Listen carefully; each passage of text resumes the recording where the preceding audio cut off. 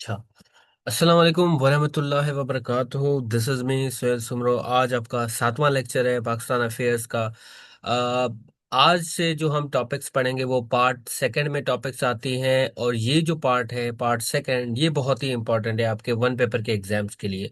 क्यों? क्योंकि इस पार्ट में तकरीबन 22 टॉपिक्स हैं, 20 to 22 टॉपिक्स, जो कि बहुत ही इंपॉर्टेंट है। और अक्सर करके ज्यादा से ज्यादा एमसीक्यूज यहाँ से उठाए जाते हैं, यानी जो मार्जिन हो, अगर मैं कहूँ 10 में से 8 एमसीक्यू जो है वो पार्ट टू में से उठाए जाते हैं, और बाकी के जो दो एमसीक्यूज है वो या तो पार्ट वन से उठा के दे देंगे या तो पार्ट थ्री से आपको उठा के दे देंगे। तो ये वाली जो टॉपिक्स है, जब भी आपका एग्जाम होगा, यानी जब हम ये 22 टॉपिक्स कवर कर लेंगे, फिर जब भी आपका एग्जाम होगा वन पेपर का, तो उससे एक हफ्ता पहले आपने इन टॉपिक्स को लाजमी रिवीजन देना है।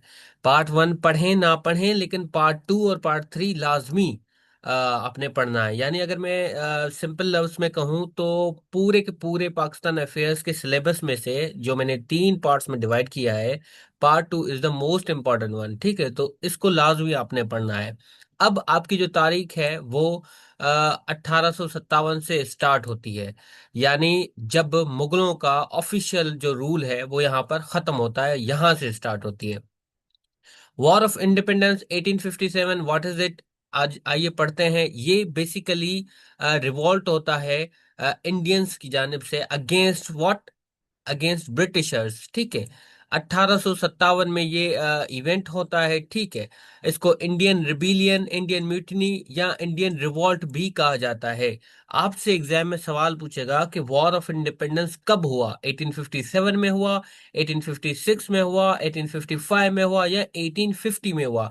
तो आपने लिखना है 1857, ईयर आपने लाजमी याद रखना है। ठीक है, ये बेसिकली ऑफिशियल एंड था मुगल एरा का। कैसे ऑफिशियल एंड था?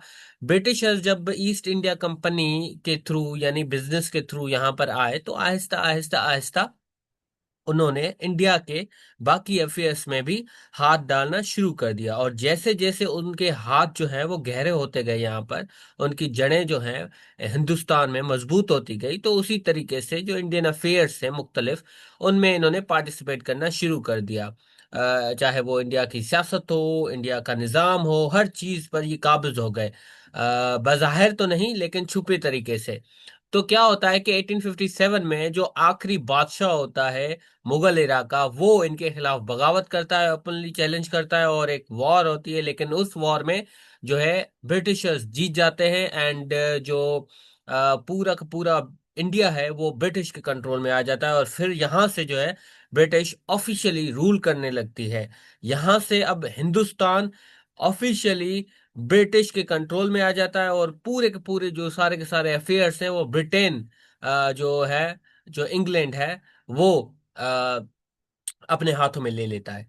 ठीक है, आपसे अब यहाँ पर एमसी, ये थोड़ा सा ओवरव्यू था वॉर ऑफ इंडिपेंडेंस का। अब मेन मेन चीजें पढ़ेंगे, मेन पॉइंट्स पढ़ेंगे, मेन एमसीक्यूज पढ़ेंगे जो आपसे एग्जाम में पूछेंगे।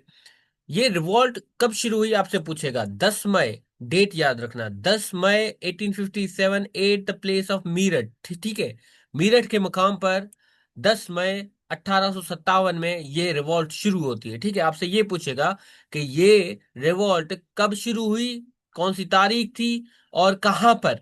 मीरठ का शहर, जैसे आप लाहौर का शहर है, जैसे हैदराबाद शहर है, जैसे कराची है, वैसे मीरठ का शहर था, वहां से ये पहली मर्तबा शुरू होती है। डेट कौन सी? 10 मई को। ठीक हो गया। इनिशिएटेड बाय, सबसे पहले कौन शुरुआत करता है? Sepoys in Bengal presidency against British officer. जो ब्रिटिश ऑफिसर्स है उनके खिलाफ सिपॉइज शुरू करते, बंगाल प्रेसिडेंसी में जो मौजूद थे। ठीक हो गया। The war of independence ended the rule of East India Company, and then India was directly ruled by British government through the representatives known as governor general. देखें, जब वॉर ऑफ इंडिपेंडेंस हुई तो उसके पहले मैंने आपको जब मुगल एरा पढ़ाया था, तो आपको याद होगा कि उसमें हमने दो उसके पार्ट्स किए थे। एक पार्ट उरूज था मुगल एम्पायर का, दूसरा उसका जवाल था। तो जवाल में ये आए थे, कौन आए थे? War of independence. और इन्होंने क्या किया था?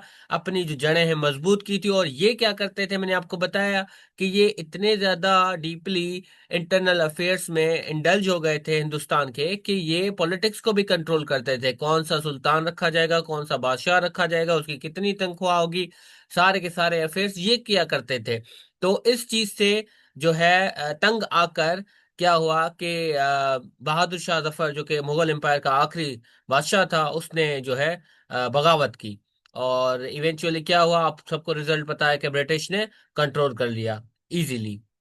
जाहिर सी बात है, ब्रिटिशर्स के पास जदीद तोपें थी, जदीद हथियार थे, और जो है हमारे जो है पुराने बहादुर शाह जफर और हिंदुस्तानी लोगों के पास ये जो है एडवांस हथियार नहीं थे, एडवांस वेपन्स नहीं थे।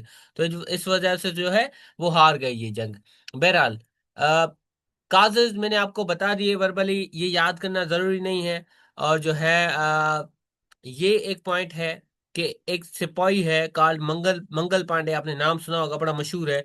वो पहला सोल्जर था जिसने ब्रिटिश ऑफिसर्स पर फायरिंग की और दो ब्रिटिश ऑफिसर्स को हलाक भी कर दिया। ठीक है, दैट वाज एन ओवरव्यू। अब इसके जो है मेजर एमसीक्यूज करते हैं।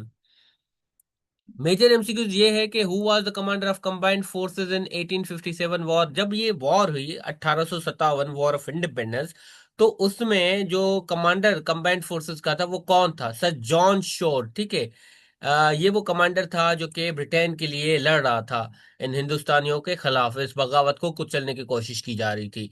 Eight the place of Jhansi who led the forces in war of independence. अब झांसी का मकाम, झांसी का शहर, जहां पर पूछ रहा है कि वॉर ऑफ इंडिपेंडेंस की जो फोर्सेस थी वो किसने लीड की? तो रानी लक्ष्मीबाई ने। ठीक है, हर जगह से बहादुर शाह जफर के कुछ लोग थे। झांसी के मकाम पर रानी लक्ष्मीबाई, लखनऊ पर कोई और होगा, दिल्ली से कोई और निकला था। ऐसे लीड करते हैं ना, जैसे अगर फॉर एग्जांपल